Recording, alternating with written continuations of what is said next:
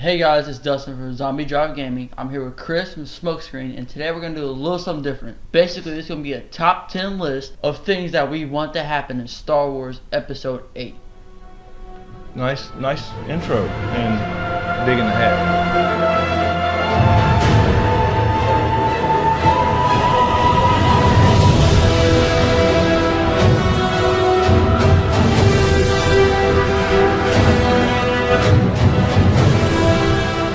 So yeah guys, this is going to be a top 10 video of what we want to see happen in Star Wars Episode 8. We separately wrote 5 things individually that we want to see happen, and we're going to share them with you and see if they're similar. With that, I'll let Dustin be my guest. Go first with his number 1. The number 1 thing I want to happen in Star Wars Episode 8 is Snoke's identity.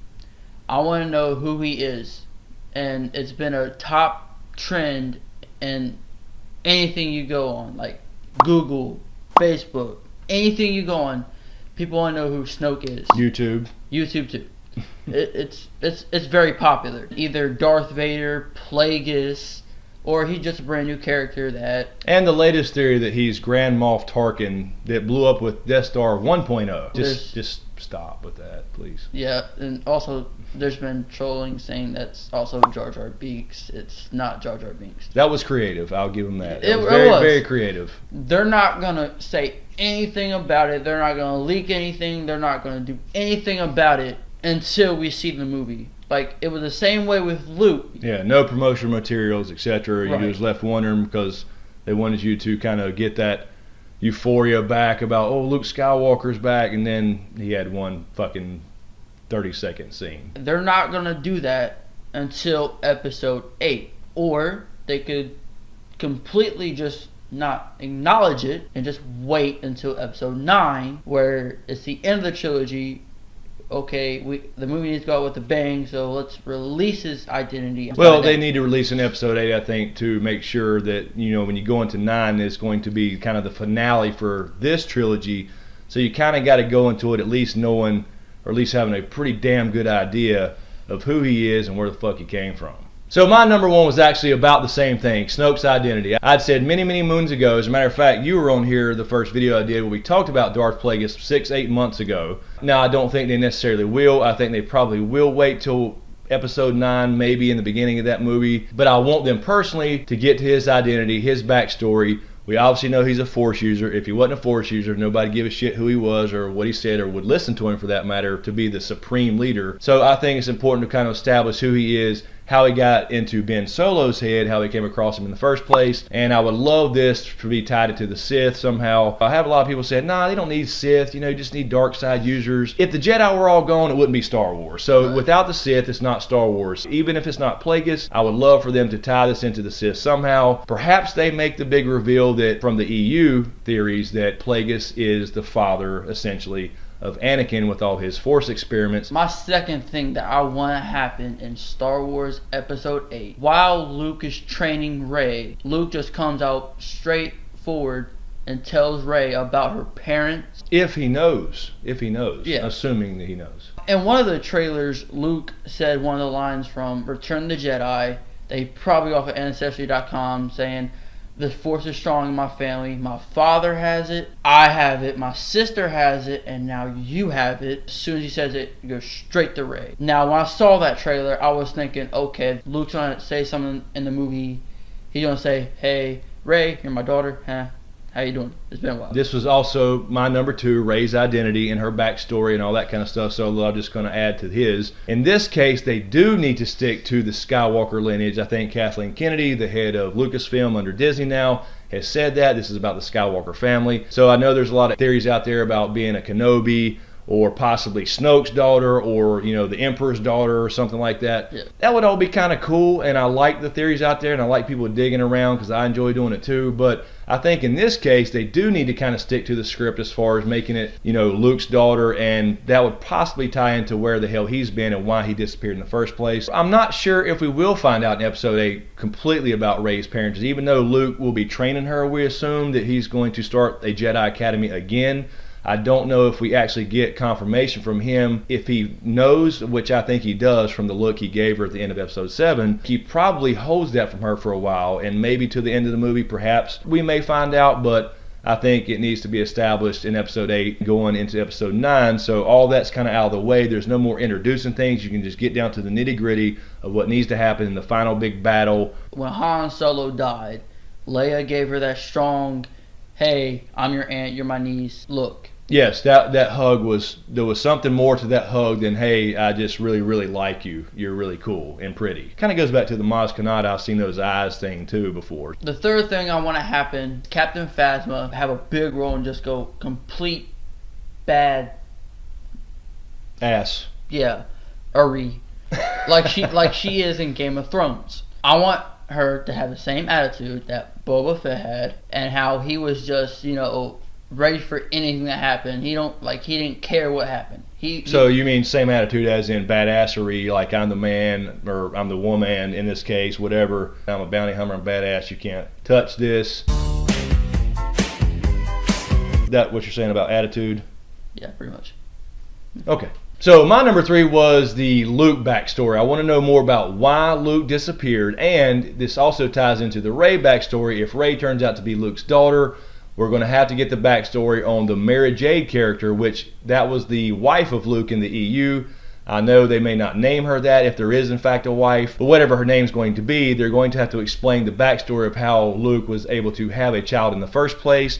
Did he reinstate marriage within the Jedi Order? I know a lot of people have said that, maybe Finn could be like Mace Windu's grandson or something like that, but you got to remember, in those days of the old Jedi Order, there was no marriage, there was no attachment. Those were against the rules, so that's kind of out the window. In the expanded universe, Luke does get married to a character named Mara Jade, who was the Emperor's hand, actually, at one point. She's a Jedi as well, and they have been Skywalker. So we got to get the backstory of Luke and why he disappeared in the first place, on top of the whole backstory about marriage and the Jedi Order. My fourth thing that I want to happen is Finn and Rey's relationship to grow more than just friendship.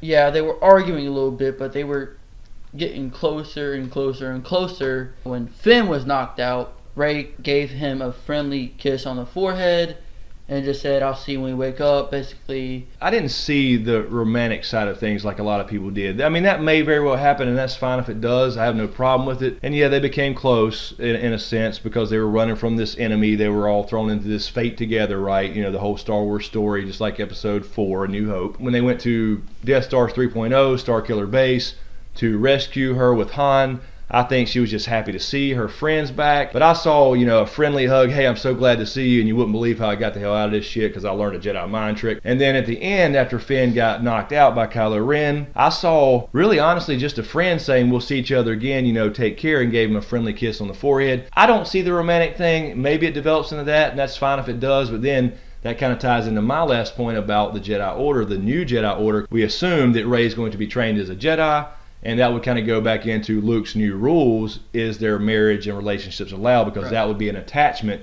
Then again, that could come in as a good storyline about the romance thing, because she might miss him while she's off training, and that becomes a pull to the dark side for her. So we could see her kind of go Kylo's path a little bit and feel that pull, because these Skywalkers, they all seem to, feel the pull of the dark side pretty damn hard. So my number 4 thing I want to see in Star Wars Episode 8 is the explanation of who the hell the Knights of Ren are. He was called Master of the Knights of Ren by Snoke in Episode 7. All this hype about it, about, the Knights of Ren, as far as Ren being a title similar to the Darth title from the Sith. But we saw only a very quick flash of what we assume is the Knights of Ren in Rey's Force vision. So I want to know, is this a group of Jedi from the former academy that Luke started, if that's in fact what happened, that kind of joined Kylo's cause and turned to the dark side? How Snoke came across these guys, or did they come across Snoke, and what their whole backstory is. Is it some Force fanboy club? Is it some kind of new thing where perhaps Snoke kind of abandoned the Sith name and started these little dark side Jedi clubs or what have you? Who found them in the first place, or did they find Snoke, vice versa? Maybe perhaps they tie that into Rebels as well. It's some of the old Inquisitors, because that's a big thing now that's coming through with Rebels Season 2, is all these Inquisitors that Darth Vader and Darth Sidious used to hunt down the Jedi in the first place. So they could very well tie that into that TV show as well. My fifth and final thing that I want to happen in Star Wars Episode 8, Kylo freaking Ren needs to shoot freaking lightning out of his freaking fingers. Yes. I mean, if you're going to be a Sith, I'm a strong believer in this. If you're going to be a Sith, you need Force lightning. And also in the process, I feel like his powers need to grow as well. He's just starting out. He's a beginner. A dark side noob. Right. Force lightning needs to happen. Let me add this. I would love to see that as well. I want to see him become a badass, and I think we will. I think he goes from kind of, pulled from the light and the dark, the emo child that kind of threw temper tantrums in episode 7. But yes, I was saying this in Revenge of the Sith. When Anakin was fighting Obi-Wan, I wanted to see Anakin shoot a lightning bolt out of his ass or something before he got his ass waxed up by Obi-Wan. I wanted to see him at least, even without some training, just get mad and shoot even a little 9-volt. I was hoping for that so bad, because after that, obviously, he's mostly robot, he's mostly mechanical. He never got to fulfill his badassery as much as he should have because of the suit. Anyway, I would totally agree with that. I want to see Kylo become a full-fledged Sith, or whatever they call it. Even if they get rid of the Sith title, I want to see him shoot Force lightning. We want Kylo Ren to go from daddy issues to bad mofo. There. What he said. Yeah. And finally, my number 5, the 5th thing I want to see in episode 8, I want to see Leia use Jedi fucking powers.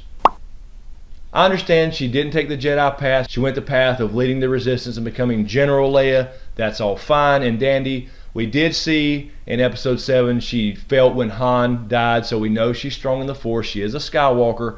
But I would love to see her at least, Force push somebody out of the way. Perhaps, the First Order finds their base, and similar to Empire Strikes Back, which we'll probably see some parallels there between Episode 8 and Empire. She's got to escape, and, some troopers come through, and she, Force pushes them out of the way. Something simple. I don't care if it's floating a fucking pen across the room to herself to take notes about Death Star 4.0 or whatever big weapon they have to destroy in Episode 8 and 9. I want to see her use the damn Force. She is a Skywalker. She is a badass. To me, Leia was such a badass in the original trilogy. They really undersold her power and how badass she is, being just because she's older now and a general, and really didn't do anything special. I want to see her contribute a little bit before she goes away. I understand this is all about the new characters, but I still would like to see them go out with a bang and make a difference. I want to see Leia use the Force, other than just feeling somebody dying. She has the name Skywalker for a reason. It runs through her blood. You mean like the midichlorians? I don't care if she uses the Force to break up a droid fight between BB-8 and R2-D2. Just use the freaking Force. That would work. Something visually cool shot of Leia moving something, basically, Right. What we're saying. Telekinesis. Just give us some fucking Leia telekinesis.